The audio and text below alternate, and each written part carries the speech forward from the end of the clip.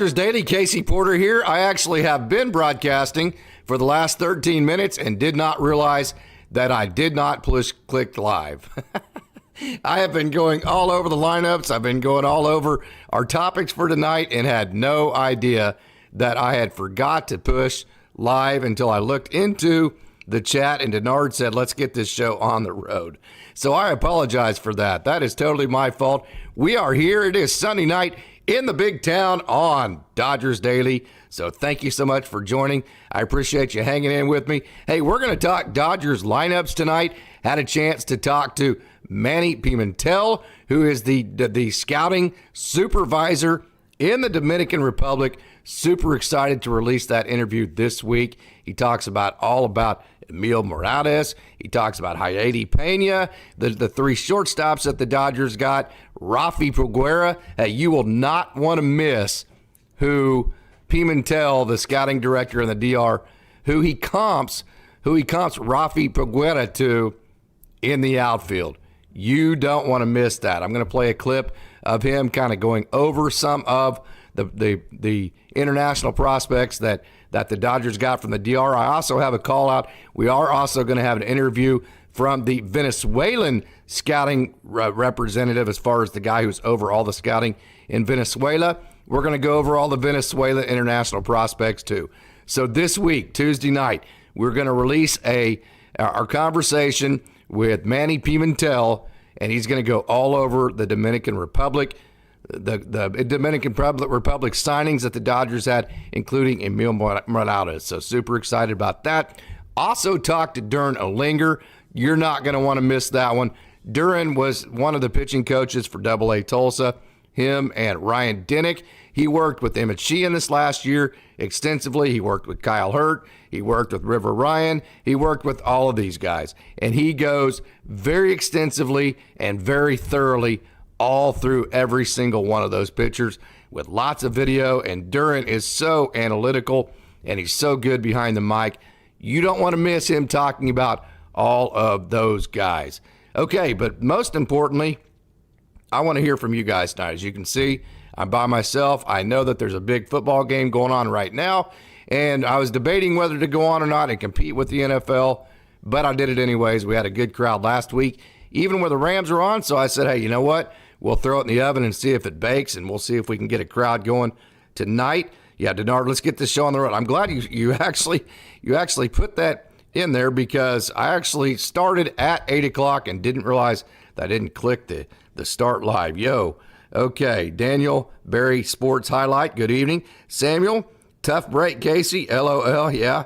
Daniel Berry Sports Highlight, 130 wins this year is what he's saying for the Dodgers. Yeah, this is a great roster. So, hey, I want to hear who you think the matchups will be, your offensive, your batting order. Who do you think is going to platoon in the outfield? What do you think is going to happen with Gavin Lux at shortstop? Do you trust the left side of that infield for the Dodgers? Do you trust both Gavin Lux and Max Muncy being the left side of your infield? Is that something that you think is good enough, as much talent as the Dodgers have assembled? Is that a good enough left side of the infield for you? Are you sold at Mookie Betts being the everyday second baseman for the Dodgers? Is that something that you're excited about? And again, the platoons in the outfield. What is Chris Taylor's role going to be? He seems like a guy that, hey, he's the fourth outfielder. He's also the fifth infielder. But then you also have Manny Margot and you also have Miggy Rowe. So is he duplicate? Is he a guy that, because he is duplicate, because you already have a fourth outfielder, because you already have a fifth infielder, is he a guy that you actually need to roster? Those kinds of questions are the ones that I would like to talk about tonight. El Rojas says multitasking. I can watch both, says John Cozy. Hey, thank you so much for joining, John. Yeah, no doubt. And that's a heck of a game. Josh Allen is a heck of a quarterback. That young man is very, very good. Pat Mahomes, got to see him. Actually, as a matter of fact, I believe it was 2017 when the Texas Tech Red Raiders came to Stillwater, and he was a true freshman. The Oklahoma State Cowboys defeated him that night inside of Boone Pickens Stadium. So I've always been a fan of Pat Mahomes. Yeah, multitasking, no doubt about it. Watching the NFL and talking some Dodgers baseball. Yeah, Pelican says don't like the left side at all. So what could the Dodgers do about that at this point? I think your options are, I think you could go trade deadline if you had to. Trade deadline. The best case scenario for the Dodgers is if Gavin Lux is just good enough defensively, and then he becomes the type of offensive player that the Dodgers think he can be. Be the 280, 290 hitter, OPS around 800 somewhere in there, hit 15 home runs, steal 20 bases. He can be that kind of offensive player. And then just play league average defense. That's really all the Dodgers need out of him. Max Muncy. Hey, Jay Dangler, thank you so much for joining. Max Muncy at third base, he simply put is going to have to hit, and he's going to have to hit a lot. And, hey, I'm sure he's worked quite a bit on his defense this year too. And then also you have options. You can always put Chris Taylor at third. You can put Chris Taylor at shortstop. You can put Miggy Rowe at short, put Gavin Lux back at second, move Mookie Betts back to right field. There is a lot of things you can do with this lineup if you don't feel like you are getting the production out of it that you need to win a world championship. Now, keep in mind, when you're talking about this lineup, you're talking about, is this a lineup that will, not can, will win a world championship? That's the bar. Whenever you're making a decision, when I ask that question, is Max Muncy good enough at third base? Is Gavin Lux good enough at shortstop? Is the right field platoon between Manny Margot, Jason Hayward, is that a good enough right field platoon to win a World Series, to beat the New York Yankees, to beat the Atlanta Braves in the National League Championship Series, to beat the Houston Astros in the World Series? Is that lineup good enough the way it's constructed? Will Smith at catcher. So let's go through the batting lineup. Let me hear who you think your batting lineup would be. Mookie Betts leading off. I honestly think if Gavin Lux reaches his potential and becomes the type of offensive player that he is capable of being, that I've seen him be before, I think your perfect leadoff hitter is Gavin Lux. And I think the perfect 9-hole hitter in this lineup, I've said it many different times, I think that guy's James Outman. Because if you put a really, really good hitter behind James Outman, then James Outman is going to get, throughout the year, 30 to 40, maybe 50 more pitches that he wouldn't see with a lesser hitter behind him. And from that perspective, I think he hits probably 5 more home runs. I think he gets on base probably 20 to 25 more times. I think because of that, he probably steals 5 to 10 more bases, and he becomes a substantially better offensive player. So I think one of the big considerations to your batting order is you're going to be good at the top. Shohei Ohtani's great. Freddie Freeman's great. Mookie Betts is great. Will Smith was up and down, but he's a great offensive player. So the way that I think the Dodgers need to construct this offensive lineup isn't based on, hey, if all of our dudes hit the ball well, are we scoring runs? I think the way that they need to go backwards at it. They need to look at it as, okay, we're going to score this amount of runs with our 1 through 5 positions. Now, how do we construct our offensive lineup to get the most amount that we possibly can? And when I say most amount, me in particular, I would say most consistent.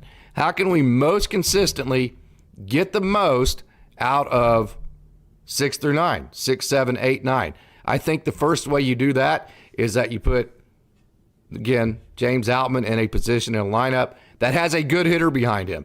Really, the only way that you're going to be able to do that is if you put him in the 9-hole and you put somebody at the 1-hole. Now, another way that you could do that is you could put James Outman in the 8-hole and then Gavin Lux in the 9-hole and then Mookie Betts at the 1-hole. That would be a pretty good turnover right there. So that would be pretty cool.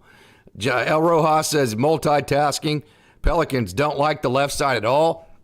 That left side would be Max Muncy, and it would be Max Muncy and then Gavin Lux, obviously. Definitely concerns there. I've seen Gavin Lux many times play shortstop at Tulsa and Oklahoma City. That's at AA. That's at AAA. Nobody has seen Gavin Lux play shortstop at the major league level and consistently. I will say if his knee is good, he is physically capable. The Dodgers are underrating his actual physical tools to be able to play shortstop. It's just going to be a matter of consistency. Is he going to? Here's another deal, too. He hasn't played shortstop consistently since 2019. So there's going to be an adjustment period.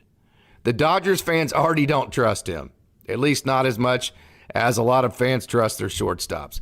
So if he does come out in the first month or two of the season and he's not great, or he's not good and he struggles, like he very well might because he hasn't played shortstop since 2019, are the Dodgers fans and are the Dodgers going to have enough patience with him to allow him to grow? Are they going to have enough faith in him, trust in him? Do they believe in him enough that he is the future to stick through that and let him work through those growing pains?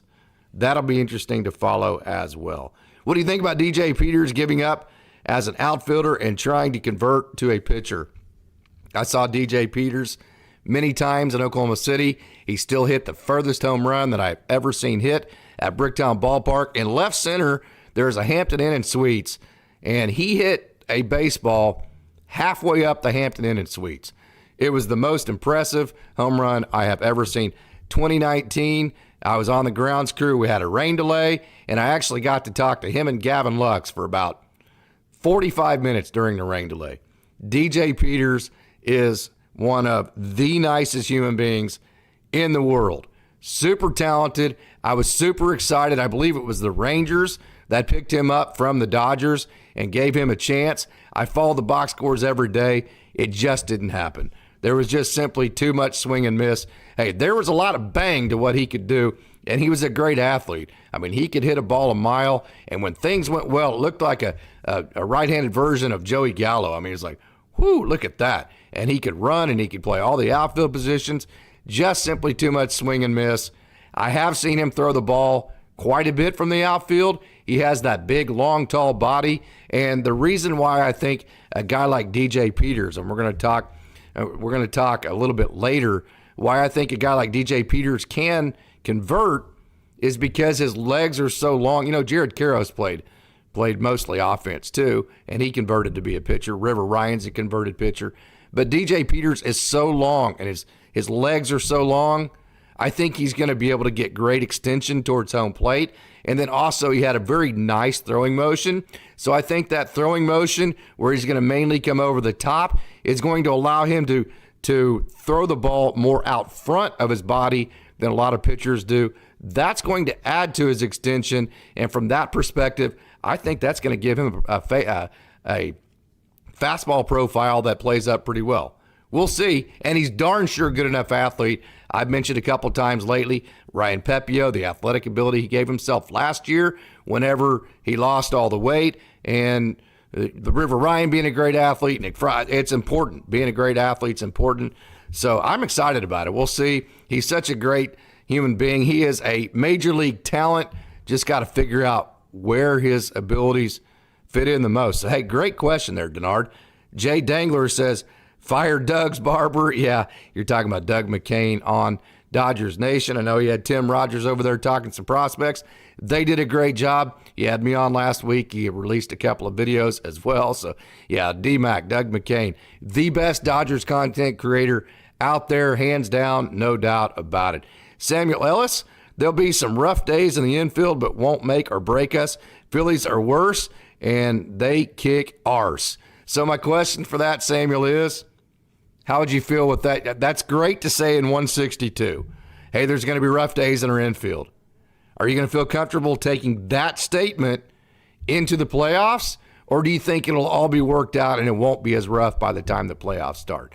That would be my question for you, because when you go and spend $1 billion, you go into the playoffs after spending $1 billion saying, oh boy, our left side of our infield, I'm worried.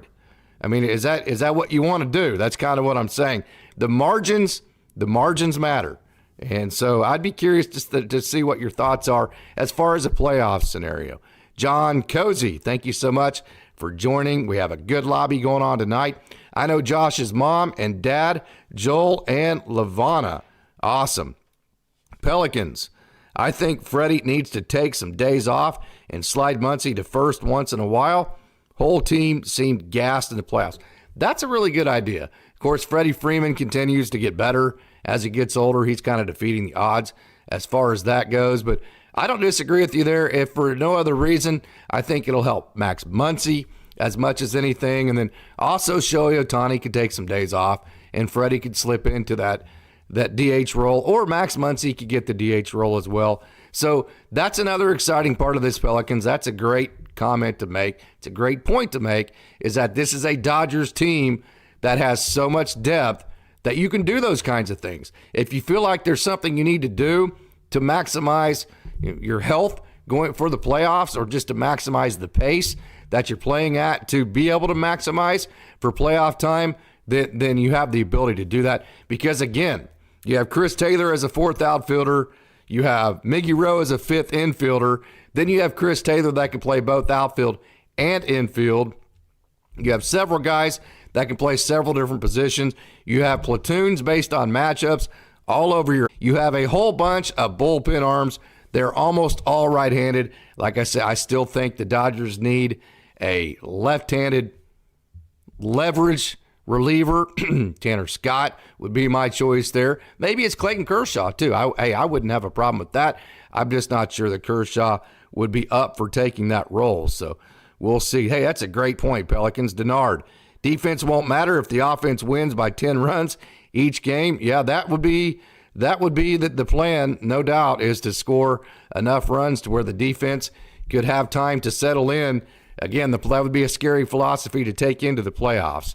Too many players chasing career highs, and they burned out when it mattered. Yeah, that's a good point, is whenever you're trying to go for individual goals. Now, the Dodgers do have a tremendous culture. It is always team first. I say it all the time.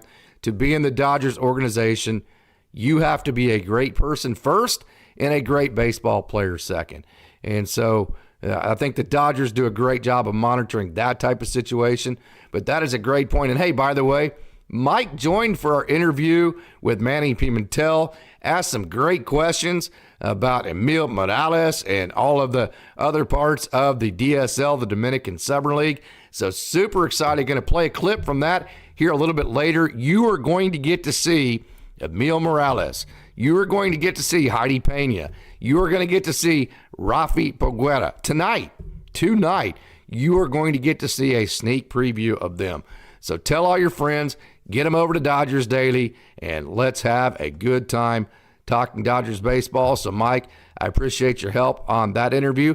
Good evening, Craig. Hi back to yourself. Hey, Brent Sachs, thank you so much for joining. Since the end of the season, I've been clamoring for the Dodgers to get Randy Arozarena. I don't know, for some reasons, Dodgers don't address things quick enough. Well, I think Arozarena, also Luzardo, also Tanner Scott, that's probably a media creation more than it is a reality. When you look at Tampa Bay, when you look at Miami, these are teams that are going to be in the hunt for the playoffs, especially with the wild card. Miami doesn't have any real reason to get rid of Jesus Luzardo. He has 3 years of team control left. So does Randy Arozarena. And Tampa Bay, hey, they got Ryan Pepio back. They got Johnny DeLuca. They are going to be a team that's in the hunt for the playoffs. Miami has a chance to do that as well. And so there's no real, and put you this way, if they got rid of Jesus Luzardo, Tanner Scott, that reduces their chances, in my opinion. Now, they would get a prospect haul back. It probably increases their chance to make the playoffs 2 or 3 years from now, but it would reduce their chance for this year. That's always a tough trade to make and a tough trade to convince your fan base of. So, yeah, they've done a great job, though. I think you got to admit, Brent, that going and getting Shohei Ohtani. And another thing about this, you're on their time schedule. I mean, you didn't want to hurry Shohei Ohtani and put an ultimatum out there. Hey, Shohei, we've got to know what your decision is by a certain date. And he kind of says, well, screw that. And then he signs with another team because he felt pressured. So you can't pressure him. You got Glass now. You got, and then again, Yamamoto was on his own time schedule, which was always going to be after Ohtani. And when you're looking at the trades, I think you're talking about whether it be Luzardo, Tanner Scott, or Arozarena. That's not up to the Dodgers. That's up to a different team. They have to be willing to trade those guys and to be a trade partner for that to happen. Pelicans, Will Smith really looked gassed often throughout the season. No real fix for that. Well, the one fix that you could have could be Hunter Fiducia. Hunter Fiducia is a good player. So it'd be interesting to see how he will be used. He's finally on the 40-man. It's a situation last year. The Dodgers went and got Austin Wynns instead of using Hunter Fiducia because he was not on the 40-man. And because of that, they would have had to have DFA'd whoever they put on that roster. And they didn't want that guy to be Hunter Fiducia. So they went and got a guy that they didn't mind DFAing, which was Austin Wynns. That's not the situation with Hunter Fiducia anymore. He now is on the 40-man. So if somebody goes on the IL, you can put him on there and you can give Hunter Fiducia playing time if you wanted to rest Will Smith. So El Rojas, I am not sold yet on Gavin's defense, yet he will need to hit 260 or better. I totally agree with that. I'm hoping he hits better than 260. I'm hoping he's in the 275, 280 range with an OPS around 800, with around 20 stolen bases and about 15 home runs. That's what I'm hoping for Gavin Lux. Thoughts on that? Yeah. Or better to hold it. Okay, so let me read that again. I'm not sold on Gavin's defense, yet he will need to hit 260 or better to hold off Rojas. Thoughts? Yeah. He is the starting shortstop for the Los Angeles Dodgers. The club is committed to him. They're going to stay committed to him, and it's just going to see if he can take that bull by the horn. I hope he does. And Mike says, I think Lux is going to surprise a lot of people. I hope so. He's capable of it. I can tell you that. I've seen him play shortstop. He is totally capable of doing a good job there. Samuel Ellis, if Lux and Buehler can hit their max, MLB is in trouble. Yeah, we're talking about Walker Buehler if he comes back in and he does exactly what would he. So two big elements here. Walker Buehler gives you another ace type guy, and then Gavin Lux, probably the biggest concern from a position player perspective is shortstop. Can Gavin Lux do it? Gavin Lux would answer a lot of questions for this Dodgers team. So that's a great point, Samuel. If Gavin Lux comes out and does a good job at shortstop, that solves a lot of problems for this team. Then if Walker Buehler comes out and is the Walker Buehler that we're used to, man, you're talking about Glasnow, Yamamoto, Buehler, Bobby Miller, Emmett Sheehan. Man, you're talking about a pretty awesome rotation at that point, and one that is not just built for a regular season, it's built to win in the playoffs too. So, hey, great point there, Samuel. I totally agree with all of that. I lost my spot here, so give me just a second. Flat Life, good evening, Flat Life, every Sunday, Wednesday, and Friday at 6 o'clock Pacific. Sunday nights are a little bit tough. They're hit and miss because there's NFL on, people have church. There's all sorts of things to do on Sunday night. So I appreciate everybody joining so much tonight. Lux, our shortstop, the future period, says Flat Life. Again, I have faith in Gavin Lux. I've seen him. I have faith in the talent that he has. Hopefully it works out. I hope the Dodgers fans give him enough runway and enough patience to grow into that position. Because, again, he hasn't played it since 2019, and he's never played it at the major league level. Denard says, whatever happened to having strong defense up the middle, catcher, shortstop, second base, and center field with great pitching to go along with corner power, first base, third base, left field, right field, and DH? Seems like teams have forgotten these concepts. Where they forgot those concepts is when they started really studying advanced analytics. And advanced analytics would suggest that you need the same type of player basically everywhere. Because if you have this type of player offensively everywhere around the field, a guy that comes, maybe not totally three true outcome type of guy. So you're talking about like the St. Louis Cardinals in the 80s. You had Jack Clark that could hit home runs. You had Terry Pendleton that could hit a few. And then you had great defense up the middle, some speed, that kind of thing. But advanced analytics would tell you that it's better to have a shortstop that can hit 25 home runs, a second baseman that can hit 20, and have a third baseman that can do the same thing, but also have a shortstop to do it as well. So the idea, and I call that being dynamic, having an offensive lineup that has guys that are bat-to-ball skill guys, having guys that are line drive guys, guys that are ground ball guys that can situational hit and hit behind runners, to go then with your handful, 3 or 4 guys that can also hit home runs, that has become a thing of the past because now everybody tries to hit home runs because that's what advanced analytics would tell you. Hey, if you hit a home run, it is a guaranteed 1 run. If you strike out, it is a guaranteed only 1 out. So if you hit the ball, it's not guaranteed that you will only give up 1 out. You might hit into a double play. So advanced analytics take all of those probabilities into play, and they have convinced these organizations that it's better to, whenever you make an out, only make 1 out. And then whenever you hit a ball, hit a home run because it's a guaranteed 1 run. Getting a base on. So let me put it to you this way. Let's say half your lineup walks and then half your lineup hits a home run on the night. If you do the advanced analytics on that, that's like a guaranteed 6 runs every game. So that's kind of why teams do that. And over 162, it actually does work. It really does. But in shorter samples, I'm with you, Denard. I don't think it wins close games necessarily. I don't think it wins extra inning games. And I think also it doesn't necessarily win playoff games when the margins reduce. So great point there. Flat Life. Walker needs to be showcased so they can trade him in midseason. So he said he's done as a Dodger. Hey, we have a super chat. Pelicans.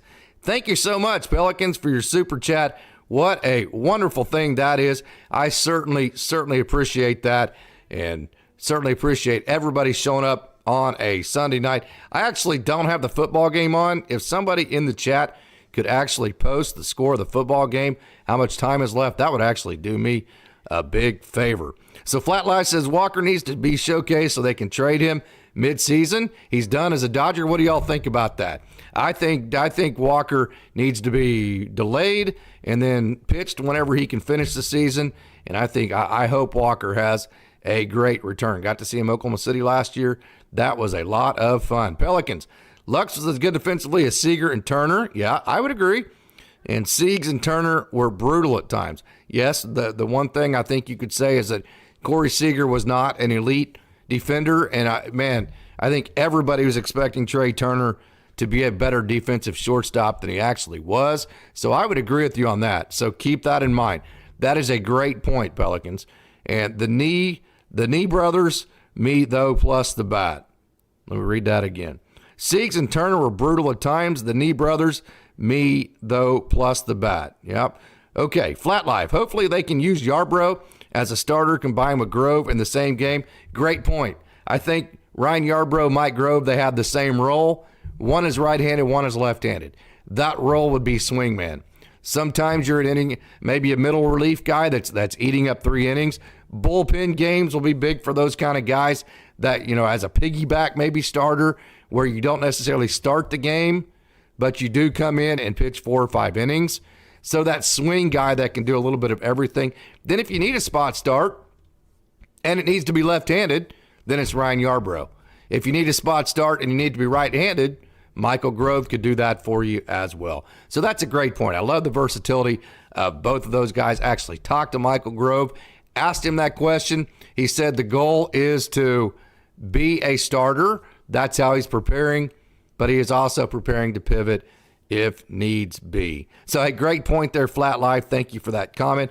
Pelicans kind of locked up this year. Samuel Ellis, so glad we didn't sign Trey. Good grief. Trey Turner's talking about. Pelicans, Denard agree up the middle, and Outman gets some very bad reads and takes bad routes sometimes.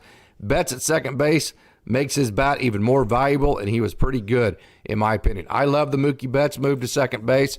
I said it on our last show. The biggest reason why I like Mookie Betts move to second base is because I think it was easier to go out and get Teoscar Hernandez with his offensive profile.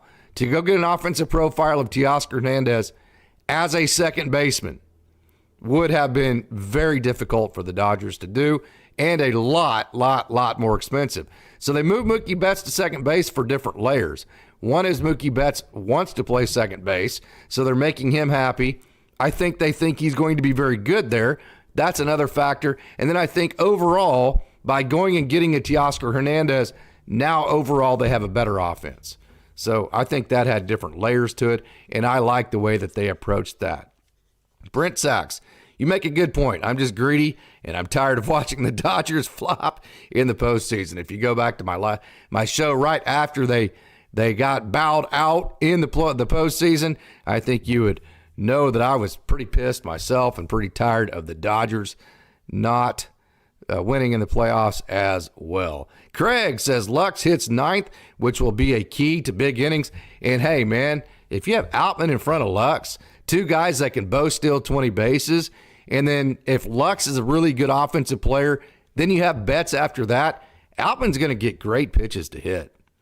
And if Outman gets great pitches to hit, watch out, man. I mean, that's a pretty good 8-9, and then who would be the 7 hole? Teoscar Hernandez, maybe somebody like that. So let's go through the lineup.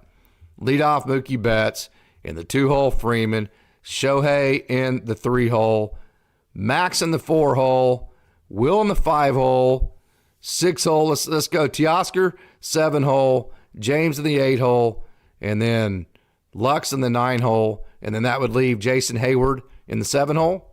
Maybe Teoscar 6 hole, Hayward or Margot in the 7 hole. Whoo, that's a pretty darn good lineup, man. Jason Hayward or Manny Margot, not great offensive players. I think we would all agree with that. Not terrible. I mean, Jason Hayward was good last year. Not unbelievably great, but good. But man, as a 7 hole, they're good. I mean, they're good offensive players for being a 7 hole. You could say, hey, well, James Outman was inconsistent. He struck out a lot, over 30% strikeout rate. I can't disagree with any of that. But he's also a guy that had a WRC plus that was 25% above league average. He was a guy that was almost a 2020 guy. He was a guy that was very explosive. And the advanced analytics would say he was a above average offensive player. Put him in front of Gavin Lux and Mookie Betts at the 8 hole. I mean, you tell me a better 8 hole in the Major League Baseball than James Outman. Let's say that you move Teoscar Hernandez to the 7 hole. Is there going to be a better 7 hole in the game of baseball than Teoscar Hernandez? Is there going to be a better 8 hole in the game than James Outman? Will there be a better 9 hole in the game than Gavin Lux? And then Mookie Betts, Freddie, Freeman, Shohei Ohtani might be the best top 3 in your lineup in baseball as well. So you easily, if you put Teoscar Hernandez, James Outman, Gavin Lux, Mookie Betts, Freddie Freeman, Shohei Ohtani, back to back to back to back to back to back, you possibly could have 6 guys in a row that are the best hitters in that spot of the lineup of anybody else in the game of baseball. That's how good you could be. And then you're going to orbit that with Will Smith, who possibly has the ability to be the best hitting catcher in the game of baseball. Make that 7. And then there is times in the season where Max Muncy is the best hitting third baseman. Now, Tate, trust me, he's very inconsistent. He's up and down. There's also times where he's the worst offensive third baseman in the game. But there are going to be periods of time where Max Muncy is doing more damage than any other third baseman. There's going to be periods of time where Will Smith is the best hitting catcher of everybody, of any catcher in the game. So that leaves you with Manny Margot and Jason Hayward, of which, if that is the biggest concern that you have, if that's the only concern that you have to where you can say, well, there's probably never going to be a time in the season where they are the best 6-hole combination, okay, that's still pretty darn good. I mean, that's still pretty darn exciting for an offense. And I think Gavin Lux can provide some dynamics. I think Mookie Betts can provide some dynamics. Will Smith was inconsistent last year. Hopefully he's not as inconsistent. So you could have Gavin Lux, Mookie Betts, Freddie Freeman, Shohei Ohtani, Will Smith. That's 5 hitters in a row that, in my opinion, should hit 275 or 280 and above. that should have strikeout rates below 25%. So that's very exciting for me. I think that's a really good lineup. Yes, Mike, no doubt about it. Thank you so much for the super chat. Craig Osterberg, thank you for the update. 27-24, Kansas City. 2 minutes, Bills driving. Ooh, that sounds exciting. Keep me tuned in there. John Cozy is talking to Pelicans. Gave an update as well. El Rojas, JT's play against Atlanta in 2020 was one of the greatest plays I have ever seen. I love JT. Some people want him to become the next manager, maybe Austin Barnes. Who knows, but he would be a great manager someday. Pelicans, I watched and would watch him take some wonky routes, just what I saw talking about Albin. Yeah, Albin's a good defender. Okay, so what happens to James Albin, he is so aggressive and he is so instinctual that there's some of the times where the times where you see him take wonky routes is because he's being overly aggressive and he thinks he can get to baseballs in certain routes in a quicker way than sometimes he actually can. And then he always thinks he can make a play like the one that got by him. And so some of the reasons why he is a very, very, very good outfielder are also some of the reasons why he's going to have a handful of plays that Pelicans is talking about that just look off. It happens all the time to those kind of guys. And a lot of that, again, is because he thinks he can make every play. He thinks he can make every play in the shortest amount of time. 44-yard attempt, no good. Outman will only get better at D, no doubt. I've seen him a lot in the outfield, and I can tell you, Reggie at Sac State would swear by James Outman. Matter of fact, Reggie's a defensive stickler, and James was plug and play defensively. That's pretty much what he was thought of whenever he is brought up into the system, was a defensive outfielder with some high offensive upside in the sense that he had a lot of power. He had a caveman type swing, needed to make a lot of adjustments. So defense is what he's always done. So I would totally agree with that, Samuel. I think you're going to see James Outman continue with the explosive defensive type of plays, similar to the way he is offensively, and then improve the consistency of not making the bad plays. What I really hope happens with James Outman this year is that he gets his strikeout rate under 30% first, and I really hope he gets it down to 25%. If James Outman can get his strikeout rate to 25%, then he's going to get on base more. Because he gets on base more, he's going to steal more bases, and because he steals more bases, the Dodgers are going to score more runs that aren't directly caused by a home run. That's called being more dynamic. So to me, I really hope that happens. Even if it results in him hitting 5 less home runs, I think overall, when you look at the extra 10 stolen bases, maybe 7 or 8 stolen bases, the amount of total bases that would increase if he goes from almost 32% to 25%, I think in the long run it would substantially be an added plus for the Dodgers, not a negative. Again, even if he hits fewer home runs. That's my opinion. Nobody's higher on James Outman. I just wish he could get it down to 25%. Bills just missed a chip shot to tie it. Oh, my goodness. 143 left. Hey, thank you, Mike, for the moderating here. Again, Mike did a wonderful job. Again, reminder, if you haven't, hit that subscribe button, smash that like button, as D-Mac would say, and leave a comment as well. Wonderful job, Mike, on the interview yesterday with Manny Pimentel. Manny was awesome, wasn't he? That was a super amount of fun talking about the international prospects, specifically the Dominican Republic prospects. We are going to talk about the Venezuelan prospects. Mike is going to join on that interview as well. I have a call out just waiting to get permission. You have to get permission from all the scouting services in those areas. And so waiting on that permission and waiting for all of that to happen. Kansas City defeated the Bills 27-24.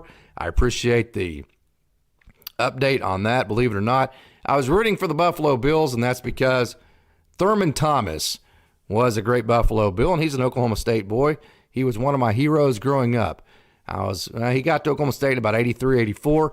I was like 10 or 11 years old, and so he was one of the first heroes that I remember. Now that NFL game's over, maybe we can light up this chat. We have a great lobby going. Hey, Maverick, I think that says Maverick Uson. Hey, thank you so much for joining. every Sunday night, every Wednesday, and every Friday. You're familiar with Andy Pajes? Yes, as a matter of fact, and Mike will vouch to this, Manelik, the young man that we talked to about all the DR prospects, Manelik actually is the scouting supervisor in the Dominican Republic for the Dodgers.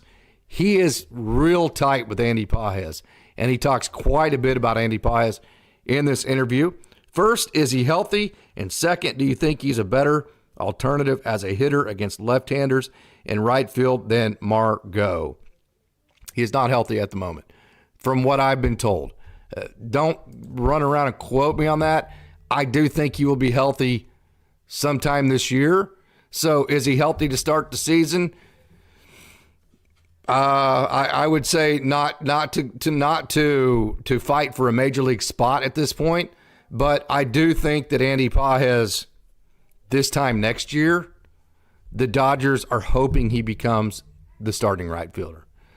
I don't have any inside information on that. I would never ask, because I would never put anybody in the organization in a position to where they felt like they needed to give an opinion on that. Just from the vibes that I get, and I think if you've noticed our coverage, we don't break news. We don't try to get ahead of scoops. We don't try to do any of that. But what you've gotten is analyzation based on the vibes that Austin and I and Mike and even Tim Rogers and guys like that get from being around the organization all the time. And that's why we pretty much knew who wasn't going to get taken on the Rule 5. That's why we knew who wasn't going to get DFA'd. That's why we knew the Inti Almonte situation. That's why, although we don't necessarily ask these people in the organization, typically speaking, we know how these things go. So having said that, just knowing how the organization handles their player personnel, all signs point to Andy Pajes being a starter in the outfield next year. I don't see it happening this year. I don't see, first of all, Andy Pajes got hurt in his very first AAA Oklahoma City game, so he hasn't even played at the AAA level yet. So Andy Pajes, super exciting prospect, no doubt about it. I think it's next year for him. So that's exciting for me. And yes, he is a left-handed killer, man. This guy, he pulls the ball, he hits the ball in the air, and he has natural lift to his swing to get the ball in the air. When he's going right, he has twice as many fly balls as he does ground balls. So yes, he is a guy that with a huge arm. Matter of fact, he moved around. He was a catcher. He was a third baseman. He has a little bit of everything. They always knew he had a cannon for an arm. They always knew he had a ton of power. So they said, you know what, to hell with it. Let's just put him in right field and see what happens. And man, did he take off. He actually led the minor leagues in the Dodgers system 2 years ago in 2021. I know that's 3 years ago, but 2 seasons ago. He led the minor leagues in home runs. This dude can take over games. He had back-to-back 6 RBI games. And also, he shows up when it matters. This guy does damage. And by the way, he's a disciplined hitter, too. He doesn't strike out an exorbitant amount like you would think a guy with his type of power does. And he lost 25 to 35 pounds. So now he's more versatile, and you can play him in more positions in the outfield. So very, very super excited about Andy Pajes. But again, I think that excitement will begin next year.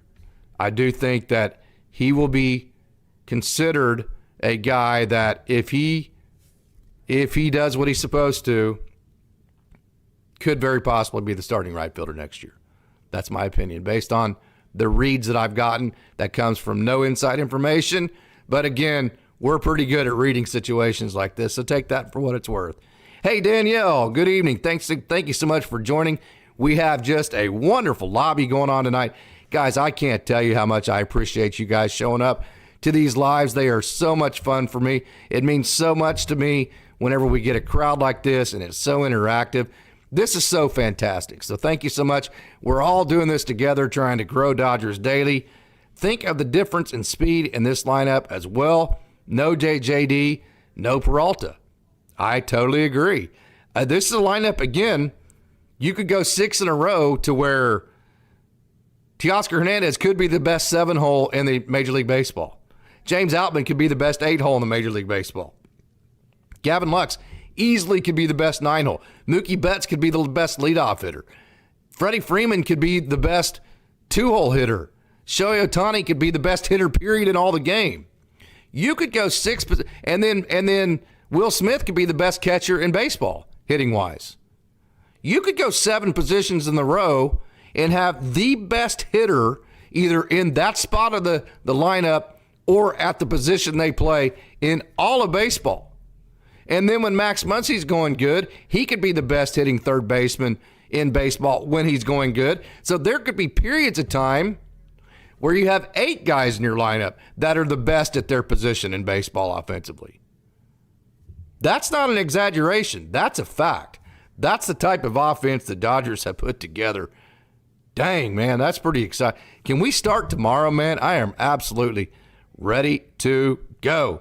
Insert Ohtani, Lux, and T.O. Super excited. Hey, Showtime LA, thank you so much for joining. I hate the Kansas City Chiefs. Yeah, I was rooting for Buffalo. Definitely was rooting for Buffalo. You should add a Monday show. We might. The reason why I don't, Denard, is that Monday is the off day for the minor leagues. I watch every single affiliate game. I watch every Los Angeles Dodger game. And by the time Mondays come around and none of the minor league teams know both of them how to do these shows without me. So definitely are looking to continue and I'm getting closer to retirement. I know Mike said he's getting closer to retirement too. So as that happens and we get more time, we're going to try to do things every single day that are fun like this, because this is just simply fantastic. We have just an incredible lobby. This is just absolutely awesome. Yeah, Mike Manning was great to talk to, man. He was so cool. And hey, Mike, isn't it cool getting to meet all these people? I mean, I got to talk to Darren Olinger today, and not just, interview him. I hope whenever you see our interviews, and Mike is wonderful at this too, we're not just asking them questions like trying to gather information out of them. We're trying to carry on a conversation with these people. So then we can have a connection. So then we can just talk like we're people, and not I'm not trying to interview you to try to get some kind of scoop out of you. Does that make sense? And so that was it's always just so cool to meet these people and to get to talk to them from that perspective. John Cozy, hey, here's your lineup. Hey, everybody give your lineup in here. I want to hear your lineups as far as the batting order goes. John says, number 1, Betts, 2, Ohtani, 3, Freeman, 4, Teoscar in the 4-hole. I like it. Muncy, 5-hole, Smith, 6-hole. You got Will all the way down to 6, huh? Hayward at 7, Outman at 8, Lux at 9. Yes. All right. I like it. I say that. I'm going to take exception here. I'm switching Will Smith and Teoscar Hernandez. I'm putting Will Smith in the 4-hole. I'm probably putting Max Muncy in the 4-hole, Will Smith in the 5-hole, Teoscar Hernandez probably in the 7-hole, Jason Hayward in the 6-hole. And the reason is, if you look statistically from an advanced analytical perspective, the 7-hole is very similar to a second 4-hole. So from that perspective, I want a guy like Teoscar Hernandez in that 7-hole, because if you look, okay, so let's say your 4-hole is Will Smith. He gets on base quite a bit, right? And then Freddie Freeman's your 3-hole. He gets on base quite a bit. And then let's say that your 5 and 6 holes get out. So now you have 2 guys on base and your 7-hole coming up, and that's Teoscar Hernandez. And he goes yard. And he gets you a 3-run home run with 2 outs. That's why I typically like the 7-hole to be a power type of guy. I like your 4-hole to be a power type of guy. I like your 5-hole is typically a guy like Max Muncy that either hits a home run or strikes out. And then I personally like your 6-hole to be more of your bat-to-ball skill type of guy. And then your 9 holes, your bat-to-ball type of skill guy. 8-hole, typically speaking, is your hitter that needs the most help, that you cover up the most.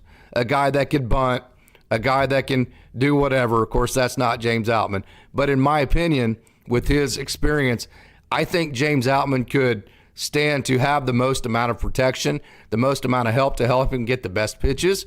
That's why I love him being in front of Gavin Lux. Hey, that's a fun conversation. So thank you so much for that, John.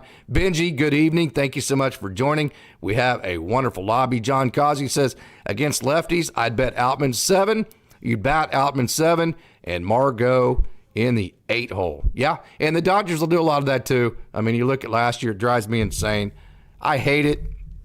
Colleges do it. They look at matchups and they change their batting order.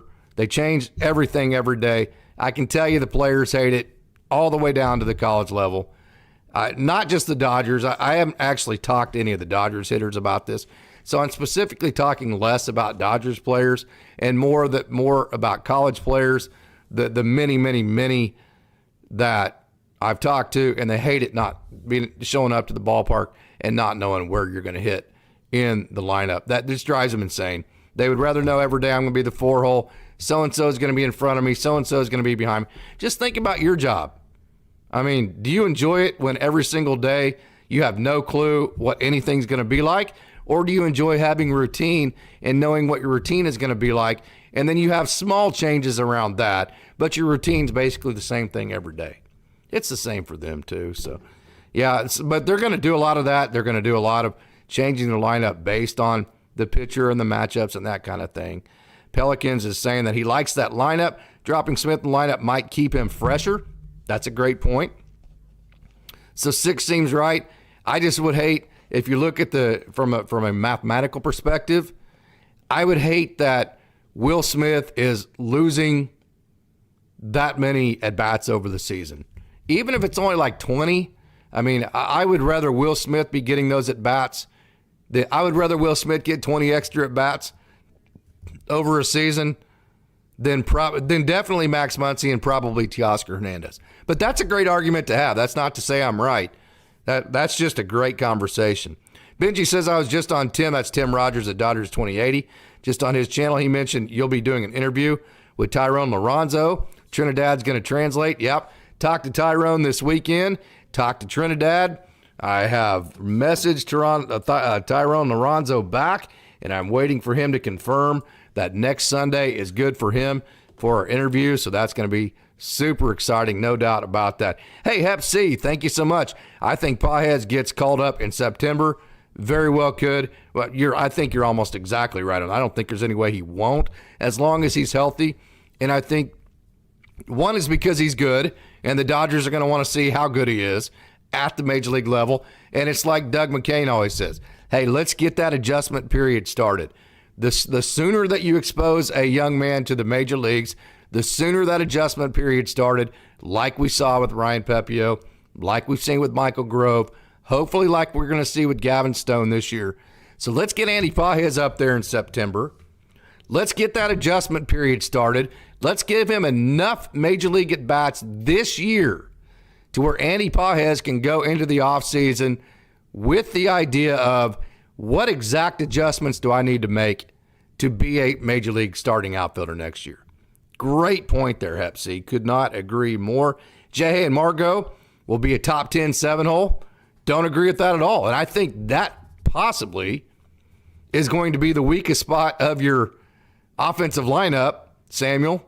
And like you said, they very well could be top 10 as far as when you look at the end of the year, what did you get out of your right field offensively? What did everybody else get out of right field? Not necessarily an individual person, but just that position.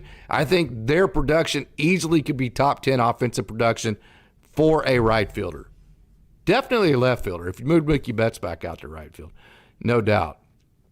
Manic Yuson, the Braves scare me? No doubt. They scare everybody. But if Yamamoto is the pitcher we hope he will be, and Glass now is healthy, my anxiety will lessen a little. And if Walker Buehler comes back and he's very good, and if Bobby Miller makes his adjustments and becomes as good as we hope he is, and if Emmett Sheehan keeps taking strides, talk to Darren Olinger about Emmett Sheehan, Nick Frasso, all those guys, be looking out for that interview. And by the way, we're going to get to the clip of the international prospects here in a minute, and we're going to get to a clip from Darren Olinger, so hang in for that. I want to make sure and get to these chats first before we get to that. Would Mookie bat second to do left, right? Yeah, that makes some sense. I still think that the left, right's okay. I still like, from a mathematical perspective, I think it still makes more sense to put your best hitters at the top of the lineup because from a mathematical perspective, they get more at bats. I think Mookie Betts getting more at bats. I think taking at bats away throughout the season from Mookie Betts just to say you're doing left, right, I don't know that you're adding there. I think regardless of the matchups, left, right, getting Mookie Betts, Freddie Freeman, Shohei Ohtani, the most amount of bats you can, that mathematically is going to make your offense the best. That's my opinion, though. But yeah, so that's a great question. The Dodgers are going to have the ability to do all that. Maverick, Yusan, Betts, Ohtani. So here's his lineup. Maverick, Betts, Ohtani, Freeman, Smith or Muncy, Hernandez, Hayward, Outman, Lux. You're exactly on the same page with me, Maverick. I'm right there with you. Denard says Betts in the 1-hole, Freeman 2-hole, Ohtani 3-hole, Will Smith 4-hole, Max Muncy 5-hole, Hernandez 6-hole, Outman 7-hole, Hayward 8-hole, Lux 9-hole. I like all that. I don't like Outman in the 7-hole because I don't like him in front of Hayward and Margot. Because I think he's going to strike out more if you do that. I think if you put him in front of Lux, I think they're going to have to challenge Outman more often. Whereas if you put him in front of Hayward or Margot, they're gonna not be concerned about walking him as much, and they're going to throw him pitches that are enticing for him to swing at that end up out of the zone. So the only thing that I would flip there is I would put Outman in the 8-hole, and I would put Hayward and Margot in the 7-hole for those very reasons. Okay, Danielle. I said okay. So somebody write Mickey Mouse on there because I said okay. I think it's the first time I've said it, though. Danielle, one key will be to make Mookie and Freddie rest more. I would agree with that. Pace this thing to be at your premium in the playoffs. John Kazi, Benji Mookie has said he prefers to lead off. Yeah, they're talking back and forth. So Mookie does like leadoff. Denard, seems like Betts was exhausted in September once they got in the playoffs. Yes, he, as D-Mac would say, he doesn't want to be known as Mr. August. He definitely wants to be known as Mr. October, and I think maybe fatigue does play a part in that. I think that's another reason that favors second base. There's just less room to cover at second base. When you look at the amount of steps he's going to have to take at second base versus the amount of steps you have to take in right field, it's going to be substantially less. So I think the second base thing is actually going to help with that as much as anything. And I think the Dodgers have said that too.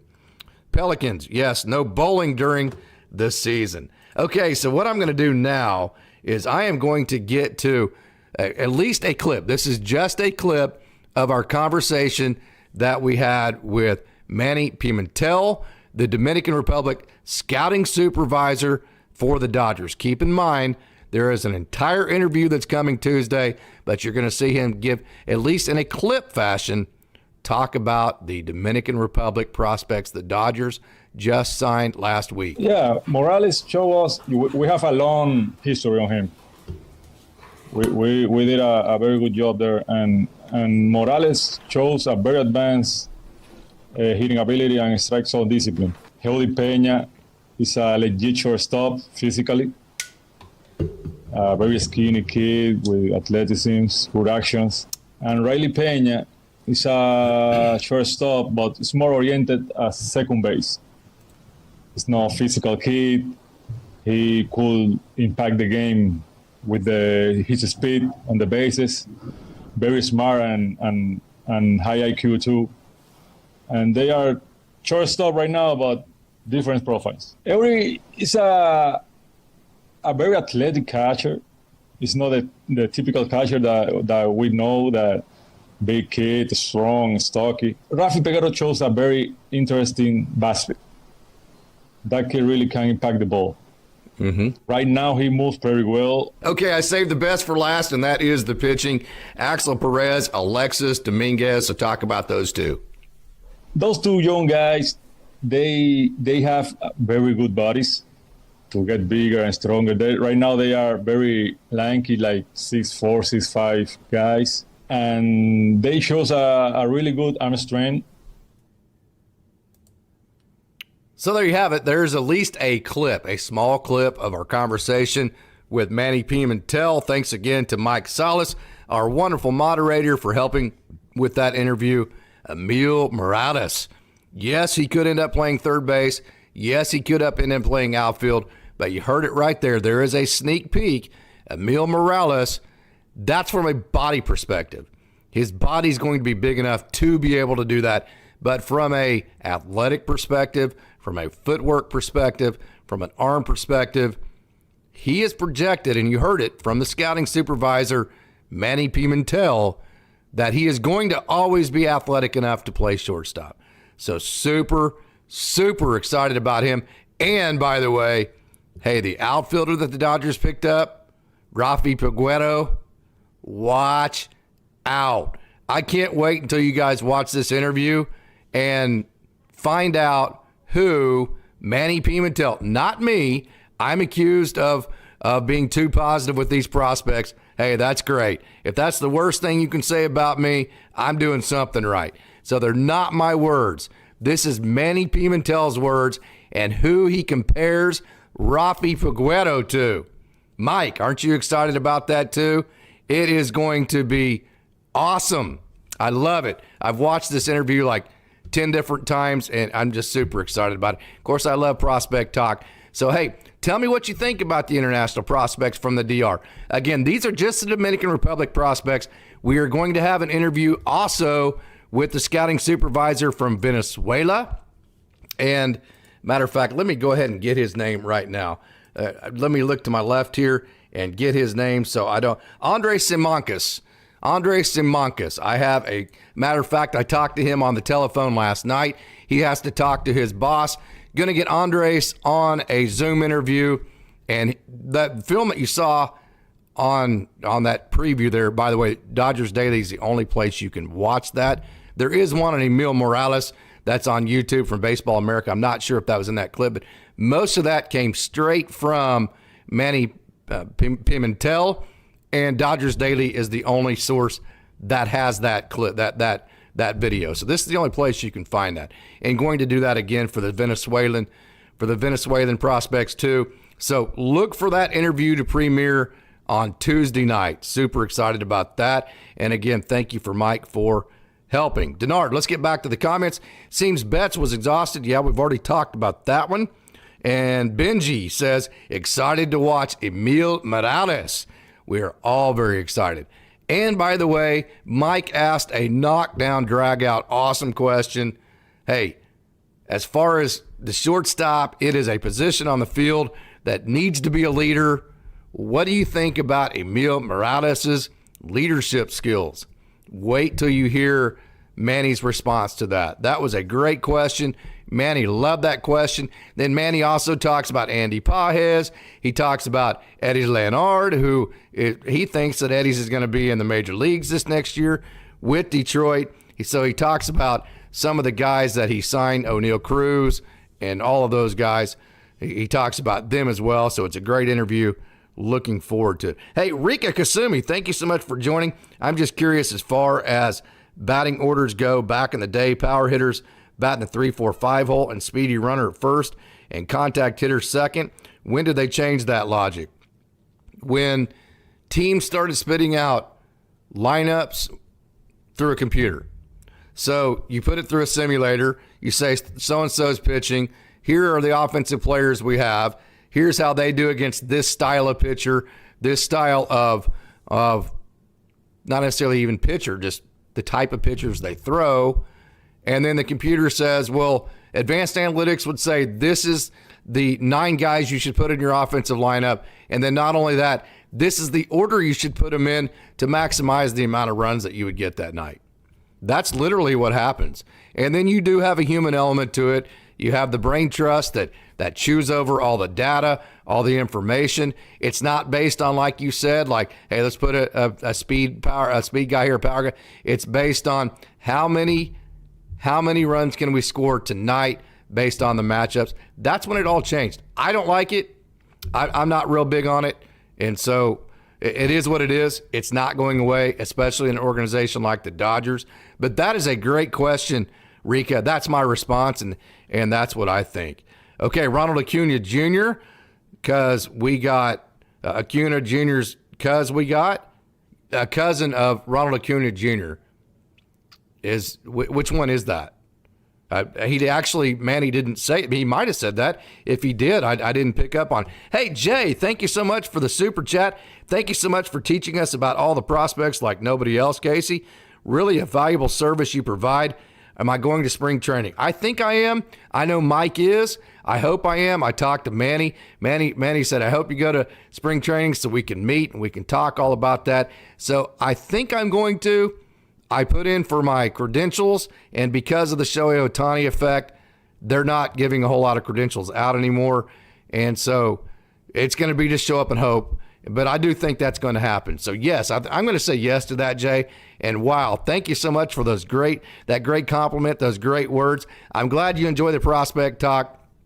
I love talking about the prospects, and I'm glad that you enjoy watching about the prospects. Matter of fact, we're going to get into a preview here of the Duran Olinger conversation that we're going to release Thursday. Duran was one of the Tulsa AA pitching coaches. He talks all about Nick Frasso, all about Kyle Hurt, all about Alec Gamba, all the relievers, Ricky Vanasco. He talks about Landon Knack, Kendall Williams, Ben Kasparius. He goes into depth with all of them. It's like 50 some odd minutes long. We're going to show that Thursday night. Going to show you a preview here in a minute. Denard says, how do you send a super chat? Well, if you look by the chat down there, if you look just to the right, there's a $sign. You click that, and then you can put it in right there. I certainly appreciate you asking, Denard. That's a great question, so thank you. Thank you to Jay for the super chat, and for and also to Pelicans for the super chat tonight. And thank you to everybody for making this Sunday night all about Dodgers baseball. Samuel has forgot the name. It's not Acuna. Yeah, I'm thinking it's Rafi Peguero. I may message and ask. I hate to wear these people out. That's going to drive me nuts, though. Willard Wright, thank you so much for joining every Sunday, Wednesday, and Friday at 6 o'clock Pacific. I look forward to the Astros and the Dodgers in the World Series. Okay, so I promised you that we were going to get to a preview of our conversation with Duran Olinger over all of the pitchers that he worked with in Tulsa. Emmett Sheehan, Kyle Hurt is included in that, so let's get to that. When a guy has 280 grade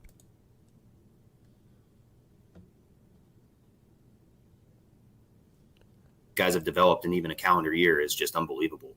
You know, he was drafted as a two-way guy, UNC Pembroke, had only thrown like one or two bullpens with the Padres, and then we got him over here and converted him to just a pitcher. And to see how far he's taken off is an understatement of how good he can actually be. Ben Kasparius, I felt like at the end of last year, he's throwing better than he ever had.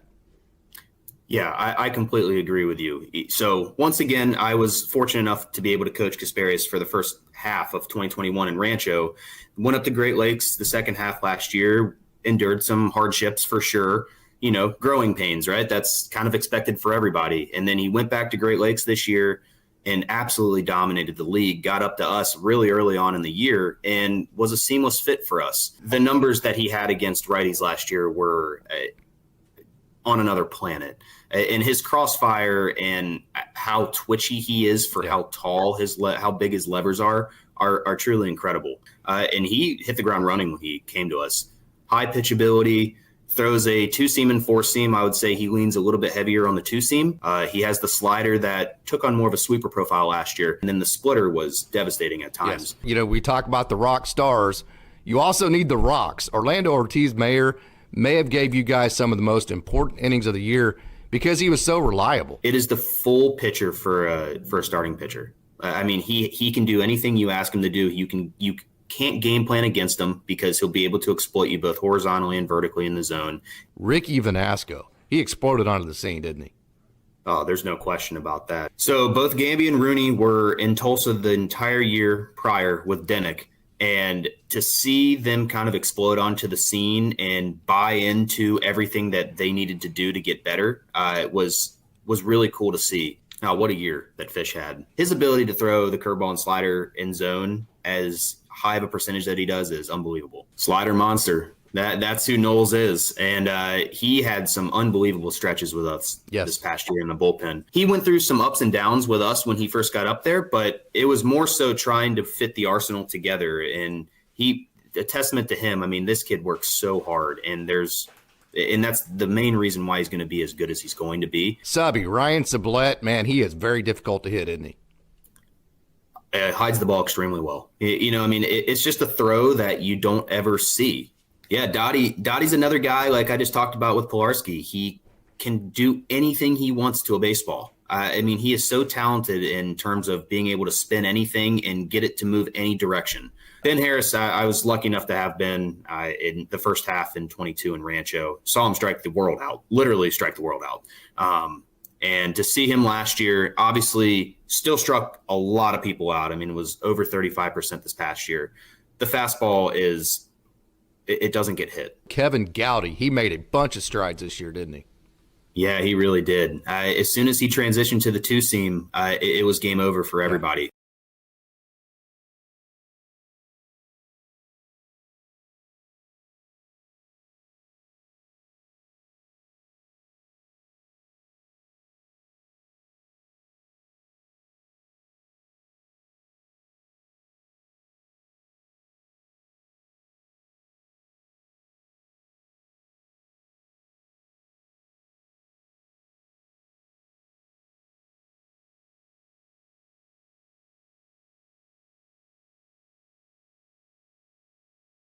Now, so let me unmute myself. There you have it.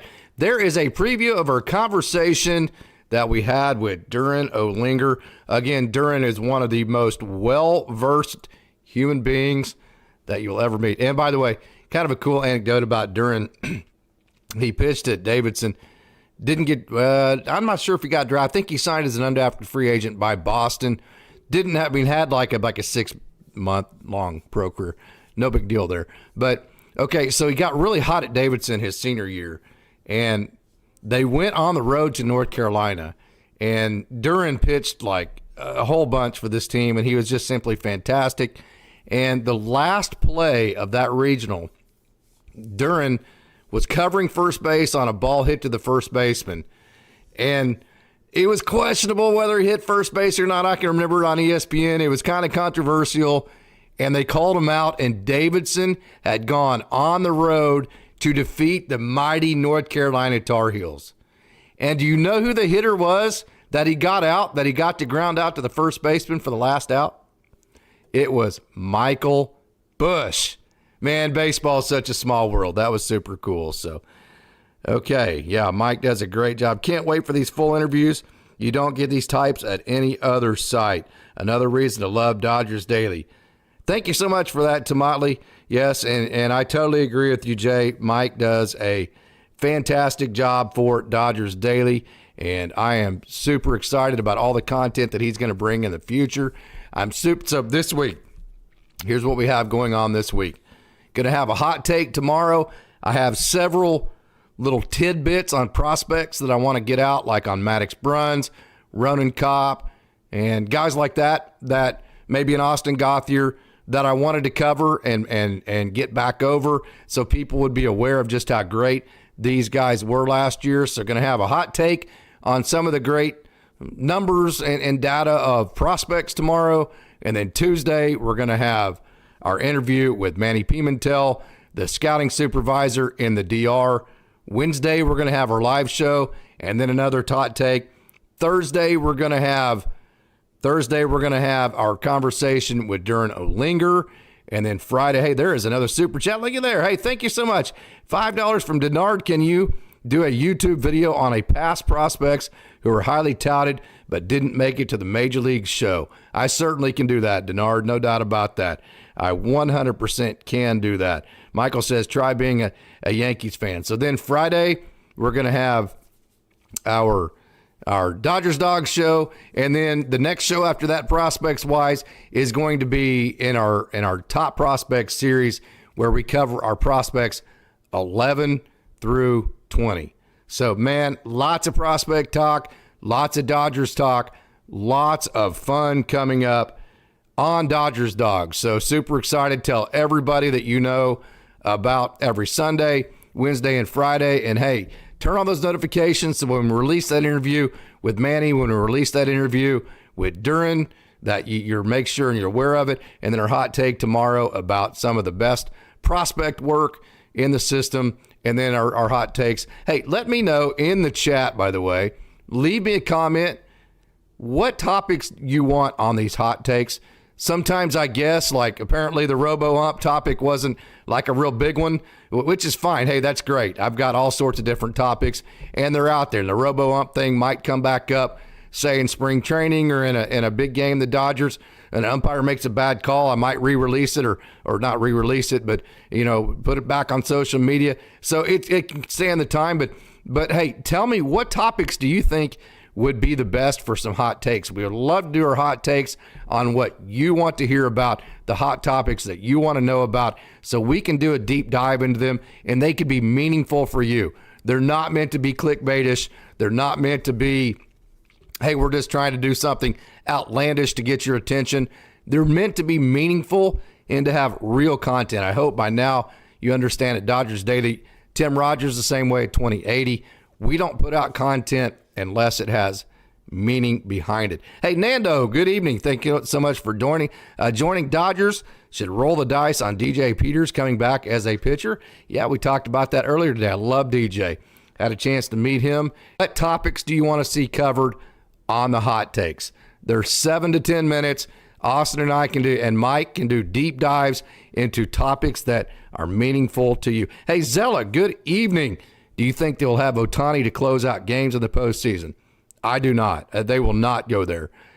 They're not going to risk, first of all, not having Ohtani the next year. They paid too much money for him not to be a pitcher in 2025. And second of all, point blank, Ohtani's good, but it would be an experiment. And by that time, they're already going to have about 5 guys that I think would be better in that role anyways. Kyle Hurt, possibly Emmett Sheehan, Blake Trinan possibly, Evan Phillips, Joe Kelly, and then if they go get somebody else. So I don't think and the Dodgers are going to go from there. So, okay, let me continue on with the chat, and we will get to some of the comments here if I can get this moved over here and get it read. Willard Wright says, I think Houston signs Blake Snell. So that would give them Josh Hader and Blake Snell, both, by the way, good pitchers, very good pitchers, but in my opinion, both going to be substantial overpays. Overpays to the point to where, although they are good pitchers, I'm not sitting here thinking, damn, I wish the Dodgers would have went and got those 2 guys. Man, they're not being aggressive enough. Man, what are the Dodgers doing? They need it. I don't feel that. I think the Dodgers, they have a plan A, they have a plan B, they have a plan C, and they stick discipline to it. And once they fulfilled all of their needs, which were the ace-level starting pitchers, that's number one. Obviously, that was the biggest need. And then obviously Shohei Ohtani. Once they got all their needs fulfilled, then at that point, now they can go back into their comfort zone and really only go for something like that if it fits their price structure and the way that they do business. And Blake Snell, point blank, when you look at the regression that all of the advanced analytics would say that he's probably going to have, and the type of contract he's going to get, would suggest that he's going to be a massive overpay. Josh Hader, when you look at the volatility of relievers, man, given a I know it's closer, but a reliever, that type of a 5-year contract, that's very risky. That's not risk that the Dodgers are willing to take. And I don't necessarily disagree with them. Okay, because Dana Brown said the Astros tried to get Blake Snell and Hader last season. Now they will get him. And they will be good for the first year or 2 with that. But what are you going to do for the last 5? I say it all the time. The Dodgers have so much money. They have so much intelligence in their front office that if you give them roster flexibility, they're always going to have money to spend. And if they have enough roster flexibility with that money, they're always going to build a World Series championship caliber team every single year. The only way they wouldn't be able to build a World Series championship caliber team is if they went into contracts with Blake Snell, Josh Hader, and 2 years in, all of a sudden you have so much regression that you have to deal with 3 years that aren't good, and you don't have the flexibility to go fix that. that's the only way the Dodgers won't compete for a World Series championship. But hey, we are almost to 9:30. I know we did get started a little bit late, but hey, it was Sunday night and we had a great football game going on, and I didn't click go live to begin with. So same with the Dodgers too. Yeah, says Willard. Hey, we had a wonderful crowd tonight. Had some great talk, great Dodgers talk. Again, make sure and tune in for a hot take tomorrow. Tune in Tuesday for our conversation with the Dominican Republic scouting supervisor, Manny Pimentel. Wednesday again for hot take, and Dodgers Dog Thursday for a conversation with Durno Linger, and then Friday again for Dodgers Dawgs. So I want to thank everybody for tuning in again and hope that everybody has a wonderful week, and go Dodgers.